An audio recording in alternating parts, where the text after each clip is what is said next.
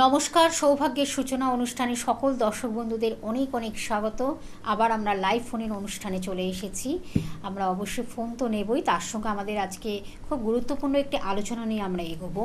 বাস্তু নিয়ে আজকে আমরা আলোচনা করব, অর্থাৎ যেখানে আমাদের আশ্রয়ের জায়গা, যেখানে অনেকটা সময় কাটানোর জায়গা, যেখানে আমাদের ভালোবাসার জায়গা, যেখানে ভালো লাগার জায়গা এবং নিজেদেরকে ভালো রাখার জায়গা, পরিবার পরিজন সবাইকে নিয়েই আমাদের যেখানে অনেকটা সময় কাটাতে হয়, আমরা থাকি যেখানে, সেই বাসগৃহ আমাদের কিভাবে ভালো থাকবো, আমরা কিভাবে মঙ্গল হবে, আমাদের কল্যাণ হবে, এবং বাস্তুর ক্ষেত্রে কি কি এনার্জি, অর্থাৎ একটা তো পজিটিভ এনার্জি থাকে, একটা নেগেটিভ এনার্জি থাকে।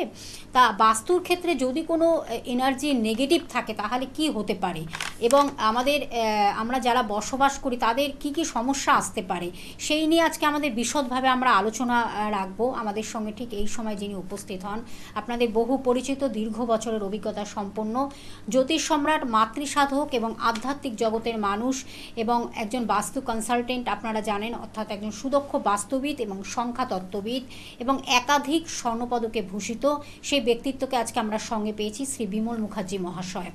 আমরা জেনে নেব বাস্তুর যে কোনো দোষ বা কোনো সমস্যা থাকলে কিভাবে সেটাকে খণ্ডন করে আমরা নিজেদেরকে ভালো রাখবো এবং ভালো থাকবো। অবশ্যই সরাসরি অনুষ্ঠান, আপনারা যেমন ফোন করবেন তার সঙ্গে আমাদের আলোচনাও থাকবে। আমি সরাসরি তার কাছে চলে যাচ্ছি। উপস্থিত আছেন শ্রী বিমল মুখার্জি মহাশয়। স্যার, আপনাকে স্বাগত অনুষ্ঠানে। ওম অখণ্ডমণ্ডলাকারং ব্যক্তং যেন চরাচরং তৎপদং দর্শিতং যেন তস্मै শ্রী গুরবে নমঃ। গুরু ব্রহ্মা গুরু বিষ্ণু গুরুদেব মহেশ্বর গুরুরেব পরম ব্রহ্ম তস্मै শ্রী গুরবে নমঃ। নমস্কার দর্শক বন্ধুরা, আমি মাতৃসাধক জ্যোতিষ বিমল মুখার্জি। আশা করি আপনারা সবাই ভালো আছেন।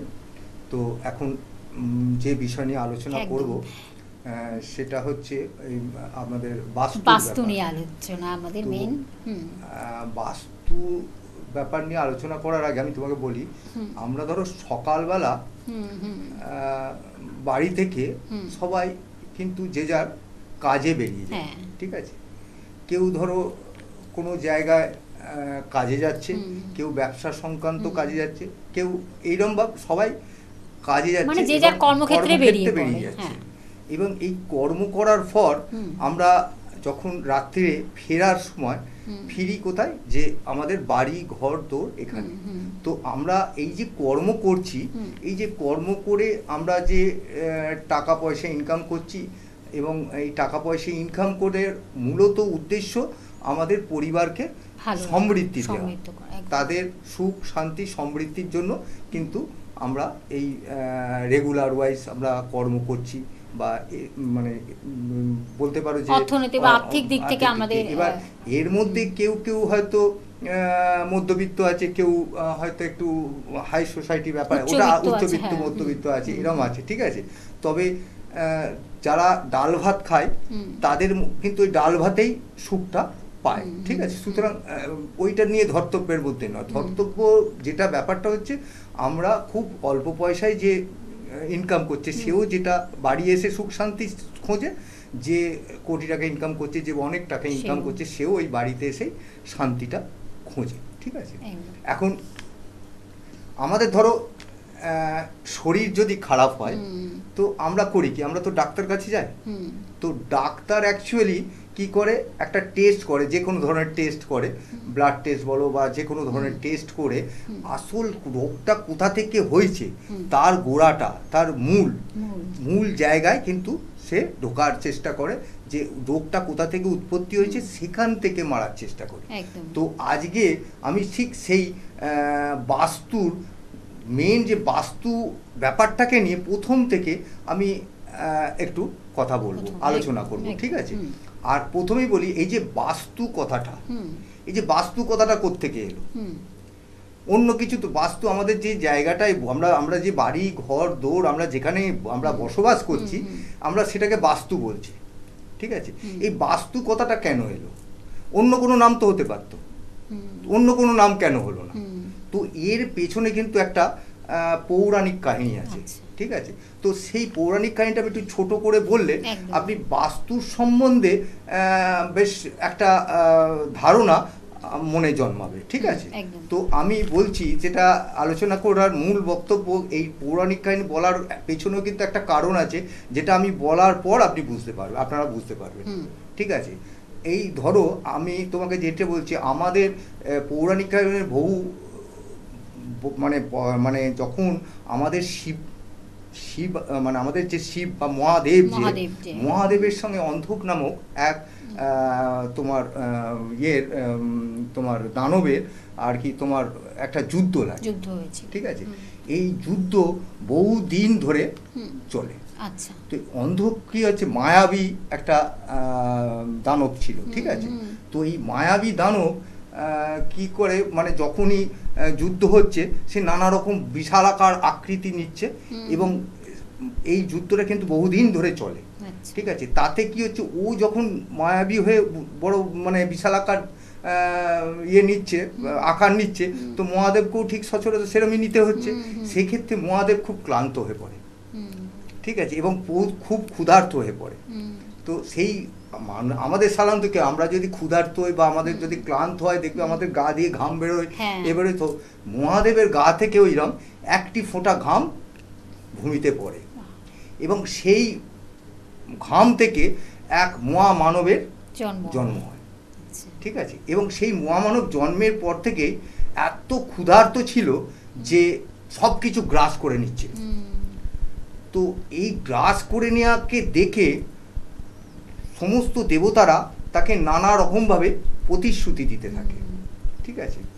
এক সময় প্রতিশ্রুতি দেওয়া হয় যে এই তুমি আপনাকে বাস্তুতে হিসেবে ইয়ে করা হবে, নামে ইয়ে করা হবে, এবং যে কোনো জায়গায় বাড়ি ঘর হোটেল রেস্টুরেন্ট ইভেন মন্দির হলেও প্রথম পুজো আপনি পাবেন এবং প্রথম নৈবেদ্য আপনি পাবেন, ঠিক আছে? সেক্ষেত্রে মন্দির হলেও প্রথম নৈবেদ্য কিন্তু আপনার জন্য হবে, পরে দেবতা যখন প্রতিষ্ঠিত হবে সে দেবতা নৈবেদ্য পাবে, কিন্তু প্রথম নৈবেদ্য আপনার হবে। এবং এই বলে সেই বাস্তু দেবতাকে সেই মহামানবকে উল্টোভাবে কোনো এক বাস্তুতে শুয়ে দেওয়া হয়, ঠিক আছে? এবং সে বিশালাকার ছিল, এবং বিশালাকার থাকার জন্য সমস্ত দেবতারা তার শরীরের ভেতরে এক একটা জায়গা নেয়, ঠিক আছে? এক একটা জায়গা নিয়ে নেয়, ঠিক আছে? এটা বোম্বার ইয়েতে এটা হয়, ঠিক আছে? তো এইভাবে এই যখন বাস্তুতে তাকে শোয়ানো হচ্ছে উল্টে, তো তার মাথাটা থাকে উত্তর পূর্ব দিকে, ঠিক আছে? এই উত্তর পূর্ব দিকটা হচ্ছে কি আমাদের বাস্তুর ঈশান কোণ, ঠিক আছে? আমরা সাধারণত যে কোনো বাস্তুবিদ বা যে কোনো বাস্তুর আলোচনার সময় আমরা এটা আমরা শুনে থাকি যে ঈশান কোণ। তো এই ঈশান কোণে যদি কেউ বাথরুম করে ফেলে, কোনো কিচেন করে ফেলে, কোনো পায়খানা বা ট্যাঙ্ক এরকম ধরনের কি বা নর্দমা করে ফেলে, সেক্ষেত্রে কি হয়, এই যে বাস্তু দেবতা ওখানে শুয়ে আছে তার মাথার উপরে ওঠা হলো, উনি তো একজন আমাদের স্বয়ম্ভূরই একটা অংশ, সুতরাং তাকে অপমান করা হচ্ছে, অমঙ্গল হবে। তো তুমি ফোনটা দেখে নাও। আচ্ছা, একজন বন্ধু অনেকক্ষণ ধরে অপেক্ষা করছেন। নমস্কার, কে আছেন সঙ্গে? নমস্কার, আমি অশোক হালদার বলছি, আলিগঞ্জ থেকে। আচ্ছা, অশোক হালদার। মেয়ের সম্বন্ধে, আরে মেয়ের নাম, জন্ম তারিখ, সময়, জন্মস্থানটা বলুন। 8/5/1996, তার মানে 8ই জানুয়ারি। হ্যাঁ, 8ই জানুয়ারি, ঠিক আছে। 1996। আপনি কি আপনার মেয়ের বিবাহের ব্যাপারে জানতে চাইছেন? হ্যাঁ, বিবাহের ব্যাপারে। হ্যাঁ, আমি বাস্তু নিয়ে আলোচনা করছি। আগে বলুন তো, আপনার বাস্তুতে কি তুলসী গাছ আছে? হ্যাঁ, বাস্তুতে তুলসী গাছ। সেই তুলসী গাছের চেহারা কিরম? তুলসী গাছের চেহারাটা কিরম? মানে রুগ্ন ভগ্ন না বেশ ঝাড় হয়ে আছে? না, মোটামুটি। আচ্ছা, মোটামুটি বলতে, আর আপনার আমি কিন্তু যেটা দেখছি, মানে আমি যেটা আপনার তো প্রেডিকশন করে যেটা দেখা যাচ্ছে বিয়ের ব্যাপারে, যেটা আপনার মেয়ের কিন্তু একবার বিয়ের সম্পর্ক এসেছিল, ঠিক আছে? এবং একবার বিয়ের সম্পর্ক এসেছিল এবং সেই বিয়ের সম্পর্ক একদম দোরগোড়ায় এসে ভেঙে গেছে, এটা কি ঠিক? হ্যাঁ একদম রাইট, একদম একদম right। ঠিক। হ্যাঁ, মানে দোরগোড়ায় এসে বিয়েটা একদম ভেঙে গেছে, দোরগোড়ায় তাই এসে তো? আপনার মেয়ের একবার বিয়ে ভেঙে গেছে, তাই তো? বিয়ে ঠিক হয়ে সব ঠিক হয়ে গেছে, তাই তো? হ্যাঁ, কথা বলছেন না কেন দাদা? কথা বলুন, নাহলে তো বুঝতে পারবো না। হ্যালো, লাইনটা মনে হয় কেটে গেছে, আচ্ছা, লাইনটা মনে হয় কেটে গেছে। কথা হ্যালো? বলতে হবে, কথা না বললে তো হ্যালো, জি হ্যাঁ। লাইন আছে। না। বলছি যে আপনার মেয়ের যে বলছেন যে স্যার যে বিয়েটা একদম দোরগোড়ায় এসে কি একেবারে ভেঙে গেছে? হ্যাঁ হ্যাঁ, বিয়ে ভেঙে গেছে। বিয়ে হ্যাঁ, ভেঙে বিয়ে গেছে। ভেঙে গেছে, আমি বললাম স্যারকে, বললাম তো। হ্যাঁ হ্যাঁ হ্যাঁ, দেখুন আপনার মেয়ের, বুঝতে পেরেছেন? হ্যালো, হ্যালো, হ্যাঁ বলুন। হ্যাঁ, আপনি শুনছেন তো? আপনার মেয়ের একটা অঙ্গারক যোগ রয়েছে, আচ্ছা ঠিক আছে? ওই যোগটাতেও এই মাঙ্গলিক যোগের মতোই যোগ, ঠিক আছে? ওতেও আপনার এই বিবাহের বাধা টাধা আসে, ঠিক আছে? আপনি কোনো অভিজ্ঞ জ্যোতিষীকে দেখিয়ে আপনি এর প্রতিকার করান, ঠিক আছে? নাইলে কিন্তু আপনি আপনার মেয়ের বিবাহ দিতে খুবই অসুবিধার সৃষ্টি হবে। বিয়ে বাধা আছে। হ্যাঁ হ্যাঁ হ্যাঁ হ্যাঁ, আপনিও একটু একটু ভালো কোনো জ্যোতিষীকে দেখিয়ে আপনি এই প্রতিকার মানে আপনার জন্মছকটা দিয়ে একটু ভালো করে দেখান, ঠিক আছে? আপনার মেয়ের এখনো বয়স অনেক, সবেমাত্র বয়স 28-29 বছর হয়েছে, এখনো অনেক সময় আছে, ঠিক আছে? হ্যাঁ স্যার, ঠিক আছে। আপনি হ্যাঁ। কোথায় থাকেন? আপনি কোথায় থাকেন? বালিগঞ্জ। বালিগঞ্জ থেকে ফোন করছেন? আচ্ছা, বালিগঞ্জে আমার কালীঘাটে শিয়ালদা আছে, আমার কালীঘাটে আছে। হ্যাঁ। আপনি যদি মনে করেন, আমি বৃহস্পতিবার দিন কালীঘাটে বসি, ঠিক আছে? আপনি যোগাযোগ ফোন করুন। করে যোগাযোগ করে ফোন করে আসবেন, অবশ্যই ফোন করে আসবেন। হুম, বৃহস্পতিবার booking করে। দিন, বুধবার দিন ফোন করে নেবেন, নিয়ে আসবেন, ঠিক আছে? আর আমার আপনি, এই ফোন নাম্বার দেখুন স্ক্রল হয়ে টিভিতে TV পড়ছে, স্ক্রিনে রয়েছে, আর আপনি- আর এও আমাকে বলেও দিচ্ছি আপনাকে যে এই ফোন নাম্বারটা, বুকিং নাম্বারটা আপনি যোগাযোগ করে, আমি বলে দিচ্ছি আছে? ফোন নাম্বারটা, আপনি যোগাযোগ করে চলে আসুন। তবে- তার কারণ দেখুন, বিবাহের ব্যাপারে তবে একদম ছেলেখেলা করা উচিত না। একদম হ্যাঁ। নয়। মেয়ের বিয়ে এটা খুব আমাদের আগে একটা ভেঙে গেছে, আর একবার হ্যাঁ। একটা চান্স আছে, ঠিক আছে? আপনি একটু প্রতিকার করার ব্যবস্থা করে নিন, ঠিক আছে? আপনি ফোন নাম্বারটা ফোনটা- লিখে রাখুন, টিভি স্ক্রিনে যে বুকিং নাম্বার বলে লেখা রয়েছে 8100684023, এই নাম্বারটা আপনি লিখে রাখুন এবং যত তাড়াতাড়ি পারবেন চলে আসুন। দেখুন, এই যে আপনি এই সমস্যাটা নিয়ে বসে রয়েছেন বিবাহের ব্যাপারে, এটা কিন্তু আপনার ইমিডিয়েট এই কার্যটা করা উচিত। আমরা আবার একটু আলোচনা ফিরবো স্যার। তো এই যে আমি কি বলতে, কতটা বলছিলাম বাস্তুর বাস্তুর ক্ষেত্রে যে বাস্তুর মাথায় যদি কোনোভাবে ঈশান কোণ বা এগুলোতে যদি এখন ব্যাপার হচ্ছে টয়লেট বা কিছু আমি করা হয়। এখন আমি যখন বলছি, হয়তো অনেকে এই জিনিস করে ফেলেছেন যে ঈশান কোণে হয়তো বাথরুম করে ফেলেছেন বা কিচেন করে ফেলেছেন, হয়তো আপনারা ভাবছেন কি ভুল করেছেন। দেখুন, এই ভুল করাটা কোনো ব্যাপার না। এই ভুল এমন কিছু ভুল হয়ে যে একদম যে এরম নয় যে মানে একদম আমাদের গলা কাটা যাবে, এরম কোনো ব্যাপার নয়, ঠিক আছে? এত চিন্তারও বিষয় নয়, সমস্ত কিছুর প্রতিকার হয়, সমস্ত আমি সব কিছু বলবো। তবে এটুকু আমি আপনাকে বলতে, যারা নতুন বাড়ি করছেন, যারা নতুন বাড়ি করবেন চিন্তা করছেন, তারা কিন্তু কোনো বাস্তুবিদকে দেখিয়ে, কোনো আপনাদের প্ল্যান যেটা আছে সেই প্ল্যান দেখিয়ে বড় বাস্তুবিদের সঙ্গে কনসাল্ট করে আপনারা যদি বাড়ি ঘরদোর করেন, বা তাতে আমার মনে হয় যে প্রথম থেকেই খুব খুব ভালো ভালো সেটা। হবে, বাস্তুর দিক দিয়ে ভালো হবে। তো বাস্তুর এবার ক্ষেত্রে। আলোচনায় আসি, যে আলোচনা নিয়ে আমি আলোচনাটা করছিলাম। তো সেক্ষেত্রে ওই যে আমি তোমাকে বলি যে সেক্ষেত্রে ওই যে বাস্তুতে যে ওই যে উত্তর পূর্ব, ধরো আমি তোমাকে একটা কথা বলি, ধরো আমি আমাকে তুমি বাড়িতে, তো কেউ বাড়িতে নেমন্তন্ন করেছে, কেউ আমাকে ইনভাইট করেছে, ঠিক আছে? আমি ধরো বাড়িতে তার বাড়িতে যাচ্ছি, হঠাৎ দোরগোড়ার মাথার ওপর থেকে যদি আমার কোনো নোংরা কিছু আমার মাথার উপরে পড়ে, তো আমি তো অপমান বোধ করবো। তো সেই হিসেবে ওই বাস্তুতে যে বাস্তু পুরুষ, যেটা বাস্তু পুরুষ শুয়ে আছে, তার মাথায় যদি কোনো রকম নোংরা, কোনো রকম আবর্জনা সব কিছু থাকে, সে অটোমেটিকলি মানে অপমানিত হবে। এবং এই অপমানের ব্যাপারটা কিন্তু এর কারণেই কিন্তু দেখবে ওই বাস্তুতে যেসব লোকজন থাকে, ঠিক আছে? এর আগে তোমাকে একটা কথা বলি, যে এই যে বাস্তুতে যখন বাস্তু পুরুষকে ফেলা হয়, ঠিক আছে, তখন কিন্তু এই কথাও বলে দেওয়া হয় যে এই যে বাস্তুতে তুমি রয়েছো, সেই বাস্তুতে যারা থাকবে, তাতে জানোয়ার বলো, কুকুর বলো, গরু বলো, মানুষ বলো, যারাই থাকবে, তাদের মোটামুটি এই বাস্তুর প্রভাব কিন্তু তাদের উপরে পড়বে, ঠিক আছে? কিছুটা কিছুটা ভাগ্যের ব্যাপার, ভাগ্য নির্ণয় কিন্তু ওই বাস্তু দেবতা করে, ঠিক আছে? এটা কিন্তু ওই বলে দেয় যখন বাস্তুকে ওই বাস্তুতে প্রতিষ্ঠিত করা হয় তখন কিন্তু ওই দেবতারা তাকে প্রতিশ্রুতি দিয়েছিল। সেই থেকে কিন্তু ওই বাস্তুতে যদি কোনো রকম প্রবলেম হয়, বাস্তুর যদি কোনো দোষ হয়ে যায়, তখনই কিন্তু বাস্তুতে যারা বসবাস করে, সে জন্তু হোক, জানোয়ার হোক, মানুষ হোক, যে যাই থাকবে, তার কিন্তু অটোমেটিকলি নানা রকমের প্রবলেম, নানা রকমের সৃষ্টি হবে। ঠিক আছে, এই যে মানে নানান সমস্যা সবকিছু দিক থেকে রোগ টোগ নয়, যেমন ধরো আমি তোমাকে বলছি কতগুলো জেনে আমি তোমাকে বলে দিচ্ছি। যেমন ধরো বাস্তুতে যদি এই জিনিসটা হয়, সেক্ষেত্রে বাস্তুর যে মালিক তার মাথা অটোমেটিকলি গরম হবে।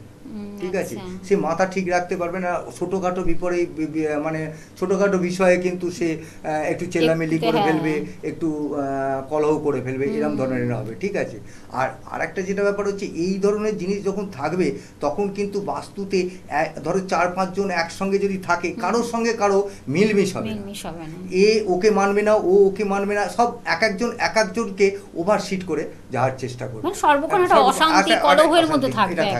আর একটা যেটা হচ্ছে, এই যে ধরো অবিবাহিত কোনো মেয়ে আছে বা ছেলে আছে, তাদের কিন্তু বিবাহ হতে দেরি করবে, বিবাহেতে নানা রকম বাধা আসবে।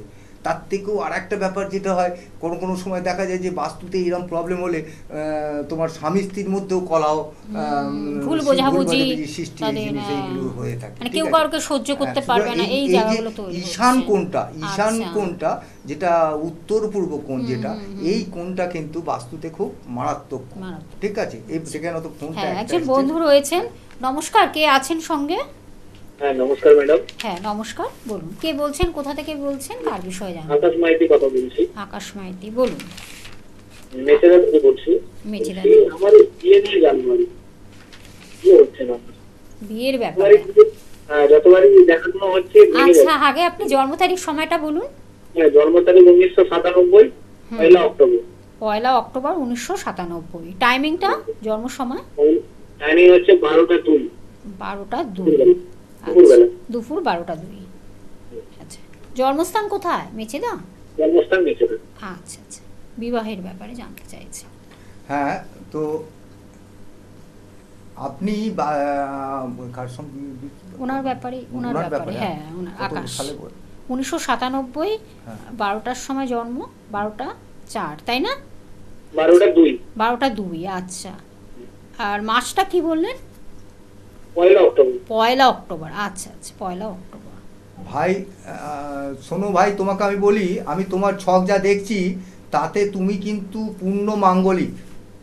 আচ্ছা, তুমি কি এর আগে কাউকে ছক দেখিয়েছো? এর আগে একজন দেখেছিল, সেও মাঙ্গলিক বলেই বলেছে।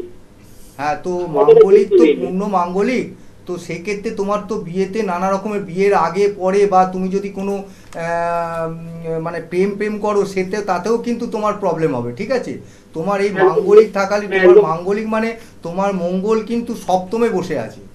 ঠিক আছে, সপ্তমে হচ্ছে, সপ্তম ঘরই হচ্ছে বিবাহিত ঘর। ঠিক আছে, সেক্ষেত্রে তোমার তো প্রবলেম হবেই। আবার আর একটা জিনিস যেটা দেখা যাচ্ছে, তোমার শুধু সপ্তমে মঙ্গল নয়, সেখানে কিন্তু আবার তোমার শনির দৃষ্টিও পড়ছে। ঠিক আছে, শনির দৃষ্টি পড়ছে, তবে বৃহস্পতি একটু ভালো জায়গায় আছে বলে তোমার এখনো কোনো রকম শারীরিক প্রবলেম বা অন্য কিচ্ছু হচ্ছে না, বুঝতে পেরেছো? সেক্ষেত্রে তুমি কিন্তু অবশ্যই কোনো কাউকে একজনকে দেখিয়ে নাও, কোনো একটা ভালো জ্যোতিষীকে বা ইয়েকে দেখিয়ে নাও, তাতে তোমার জিনিসটা ভালো হবে। কারণ তোমার বয়সও এখনো আছে, তোমার বিয়ের বয়স এখন অনেক বয়স। ঠিক আছে, আর তো আশা করি তুমি তো এখন মনে হচ্ছে তুমি সরকারি চাকরি করো, তো তোমার তো দেখে তো মনে হচ্ছে তুমি কি সরকারি চাকরি করেছো?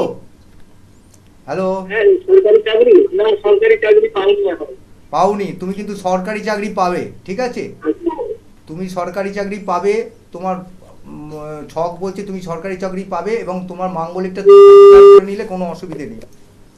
আচ্ছা, আমরা একটু বলে দিচ্ছি যে শ্রী বিমল মুখার্জি মহাশয়কে কোথায় কোথায় আপনারা পাবেন, চেম্বারগুলো জানিয়ে দিচ্ছি, আপনারা প্লিজ নোট ডাউন করুন, যার যেখানে কাছাকাছি হবে পৌঁছে যাবেন। সোমবার শিয়ালদহে পেয়ে যাচ্ছেন, মঙ্গলবার ব্যারাকপুরে পাচ্ছেন, এছাড়া মেচেদা থেকে যে বন্ধু ফোন করেছিলেন আপনি শনিবার পেয়ে যাচ্ছেন, এছাড়া কালীঘাটেও আপনারা পেয়ে যাচ্ছেন, দক্ষিণ কলকাতার কালীঘাটে, এবং রবিবার চন্দননগরে পেয়ে যাচ্ছেন। এগুলো হলো, আপনারা একটু লিখে রাখুন, যার যেখানে কাছাকাছি হবে পৌঁছে যান।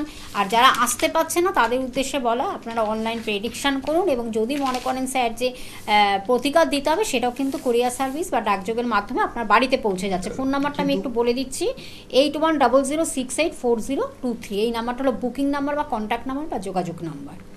কিন্তু এই প্রতিকারের সম্বন্ধে তো একটু কিছু বলা দরকার। একদমই, কারণ আমাদের প্রায় সময় শেষে, তারপর আমরা একটু যন্ত্র নিয়ে একটু আলোচনা করব, এটাও আমরা রেখেছি।